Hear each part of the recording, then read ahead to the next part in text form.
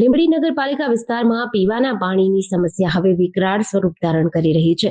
Limbdi station road પર આવેલા શિવશક્તિ નગરમાં છેલ્લા 3 મહિનાથી પાણી ન આવતા સ્થાનિક મહિલાઓનો પિત્તો ગયો હતો। આજે આ વિસ્તારની રોષે ભરાયેલી મહિલાઓનું એક મોટું ટોળું નગરપાલિકા કચેરી ખાતે ઘસી આવ્યું હતું અને પાલિકા તંત્ર વિરુદ્ધ ઉગ્ર સૂત્રોચ્ચાર કરીને કચેરી ગજવી હતી। 3 મહિનાથી હાલાકી અને અકસ્માતનો ભય સતાવી રહ્યો છે।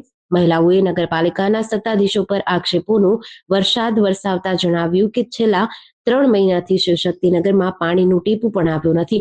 ઉનાળાની સિઝનમાં પાણી વગર ભારે હાલાકી ભોગવવી પડે છે। દૂર દૂરથી પાણી ભરીને લાવવું પડે છે, જેમાં પાણી ભરવા જતી વખતે એક મહિલા લપસી પડતા ઇજાગ્રસ્ત થયા હતા। કચેરીમાં રજૂઆત કરવા પહોંચેલી મહિલાઓ સંપૂર્ણ આંદોલનના મૂડમાં જોવા મળી હતી।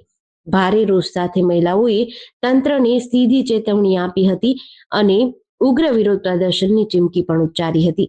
જનકબેન હરેશભાઈ જાંબુકિયા શિવશક્તિનગરમાં અમે પાણી હાટવા પાણી ને રોડ માટે પાણી આવતું જ નહીં નથી। કેટલા સમયથી પાણી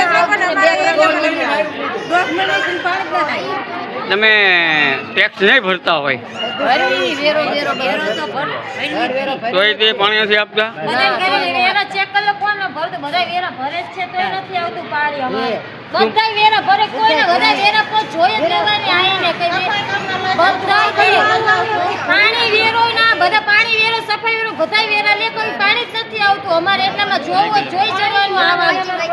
જો હજી પાણી નહીં આવે તો તમે શું કરશો? તો અમે પાછા આવશું આ નગરપાલિકાએ કેટલીક વાર આવશો? જ્યાં સુધી પાણી ના આવે ત્યાં સુધી આવવાનું જ છે। અમારે પાણી તો જોઈએ ને અમાર નાના છોકરા અમારે નદી લઈ જતા હારણ ન લાગે ગઈ। આ બેન ને કઈક વાગેલું છે, શું વાગેલું? પાણી પડી જાય બધા પડતા પડી ગયા છે।